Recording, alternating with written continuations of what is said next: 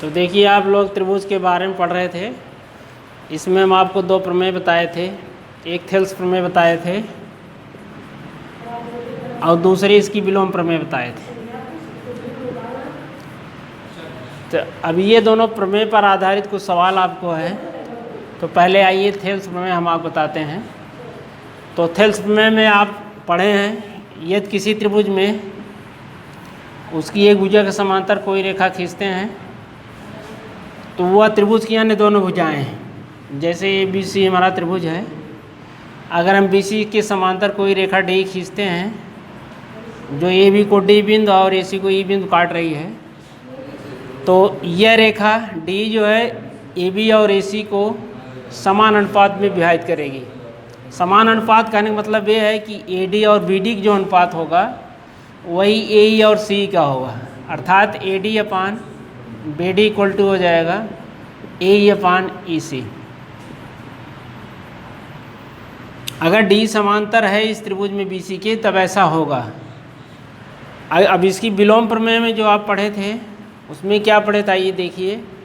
अब इसमें यही समांतर नहीं दिया गया था, ये अनुपात दिया गया था। यानी अगर अनुपात समान है तो ये D समांतर BC हो जाएगी। तो इन्हीं दोनों पर आधारित कुछ सवाल आज हम लोग पढ़ेंगे, जिसमें एक सवाल आपको समझाने जा रहे हैं। तो हमारे सवाल में त्रिभुज ABC है जिसमें कोई D रेखा BC के समांतर खींची गई है और यह रेखा इस AB के दो भागों में बांट रही है। AD भाग की लंबाई 1.5 सेमी है और BD भाग की लंबाई 3 सेमी है।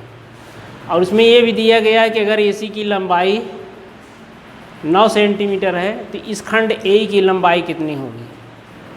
तो यही हम लोग इसमें अब देखिए, जैसे कि आप जानते हैं कि चूँकि जो आप प्रमेय पढ़े हैं पूरा नाम यही चीज़ इसमें भी है और D समांतर BC भी है, तो प्रमेय यही थेल्स प्रमेय लगेगी इसमें। लेकिन हम यहाँ ये देखते हैं कि AD और BD दिया है, दोनों खंडों का अनुपात दिया है, लेकिन हमारे सवाल में AC की लंबाई दिया गया है। AC जब बड़ी भुजा है तो इसलिए जो हमको निकालना है इसमें A खंड की लंबाई, तो हम इसको मान लेंगे x इसकी लंबाई। अगर इसकी लंबाई x मान लेते हैं तो C की लंबाई कितनी हो जाएगी। तो चूंकि पूरा 9 दिया है AC, तो उसमें आप x माइनस कर देंगे तो 9 माइनस x सेमी हो जाएगी।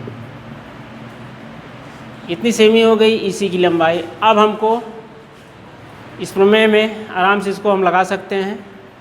तो अब इसमें AD का मान जो आपके सवाल में दिया है 1.5 सेमी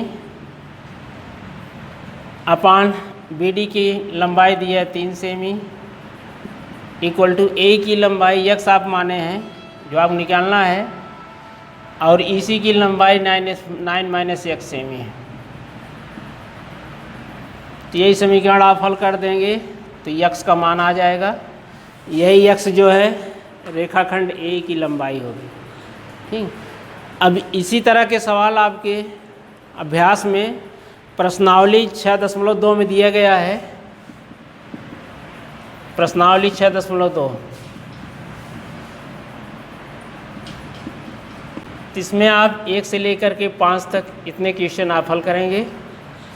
और इन सवालों में अगर कोई आप दिक्कत हो रही है तो जिस नंबर से जाएगा आपके पास ये वीडियो, उसी पर आप 6 बजे से 8 बजे तक व्हाट्सएप पर भेजेंगे क्वेश्चन लिख करके। कमेंट में आप नहीं डालेंगे क्योंकि कमेंट आज बंद हो रहा है, तो इसलिए व्हाट्सएप पर 6 बजे शाम को 6 बजे से 8 बजे तक व्हाट्सएप पर डाल देंगे तो कल आप प्रॉब्लम हम बता दिए करेंगे।